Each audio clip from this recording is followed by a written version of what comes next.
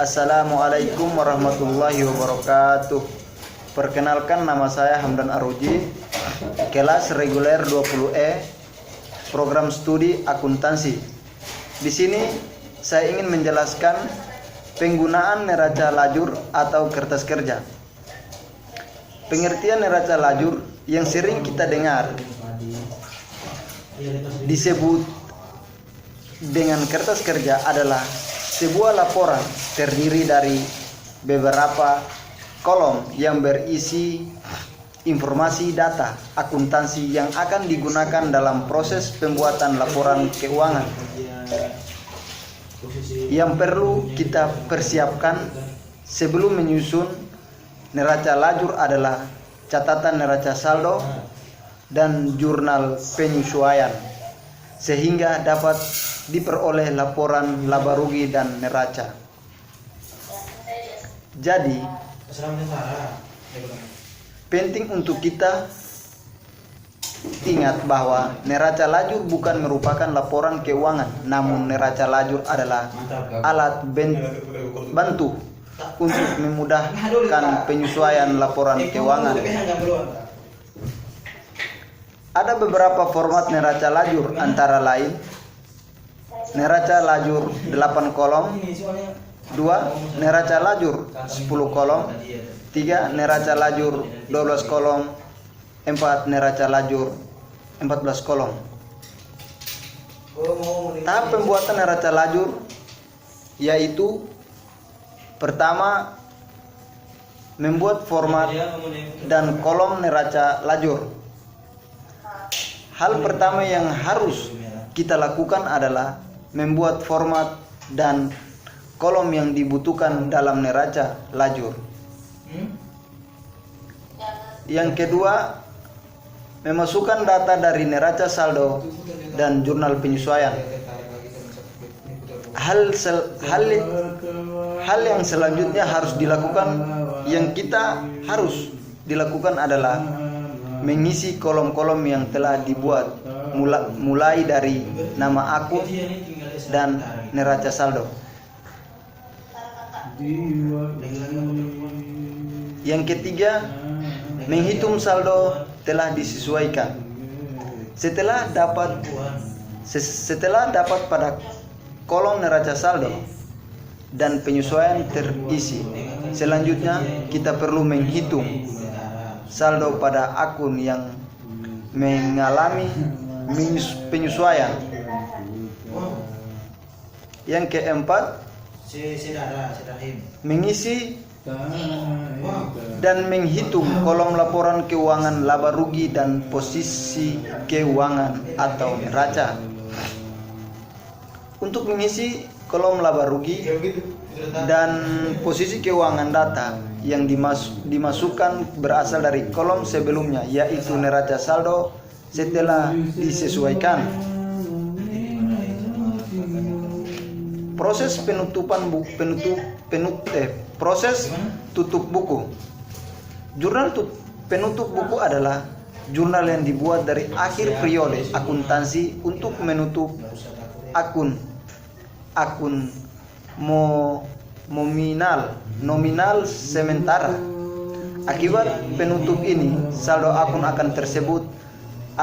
tersebut akan menjadi nol pada awal periode akuntansi.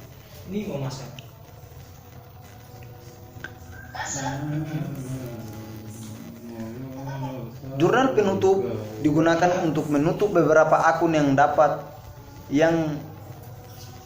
yaitu pendapatan,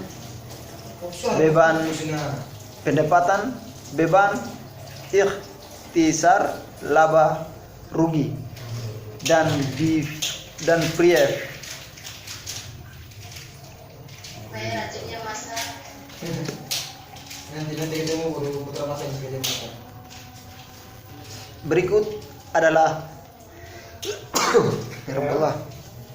Berikut adalah masing-masing cara membuatnya. Akun pendapatan.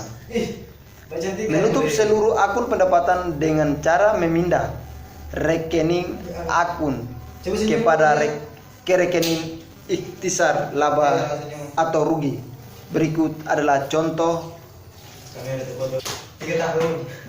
akun beban. Menutup seluruh akun beban dengan cara memindah rekening akun beban ke ikhtisar laba rugi.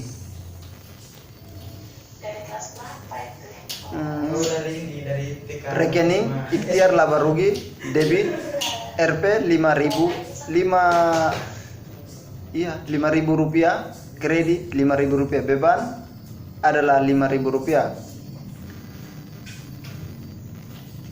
Ikhtisar laba atau rugi menutup seluruh akun ikhtiar laba atau rugi dengan cara memindah saldo ikhtiar laba atau rugi ke akun modal. Di sini ada dua kondisi yang bisa terjadi. Laba, pendapatan lebih besar dari beban, atau rugi, pendapatan lebih kecil dari beban. Gimana caranya kerja bisa tahu?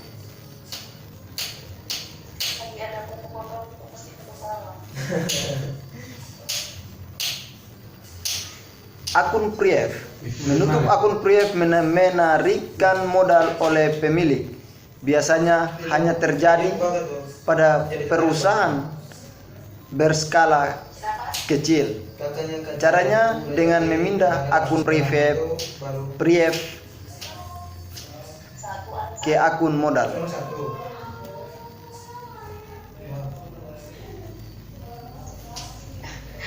Menyusun neraca saldo setelah penutupan. Setelah menyusun jurnal penutup, tahap yang selanjutnya adalah penyesuaian neraca saldo setelah penutup. Lalu apa tujuannya? Tujuan dibuat neraca saldo setelah penutupan adalah untuk memastikan bahwa jumlah saldo buku besar seimbang sebelum melanjutkan ke pencatatan data akuntansi yang selanjutnya. Neraca saldo setelah penutupan dibuat setelah jurnal penutup diposting ke dalam buku besar. Akun-akun yang dimuat dalam neraca saldo setelah penutupan adalah akun real saja. Sedangkan akun-akun yang bersifatnya sementara, akun nominal sudah ditutup atau bersaldo 0. Bentuk neraca saldo setelah penutupan adalah: yang pertama, nama perusahaan; yang kedua, judul neraca saldo setelah penutupan; yang ketiga, tanggal periode pembuatan. Langkah selanjutnya adalah membuat kolom sebanyak 4 kolom, diantaranya yang pertama kolom 1 kode akun atau nomor akun. 2. Kolom kedua nama akun, keterangan akun. Kolom ketiga kolom debit. Kolom keempat kolom kredit.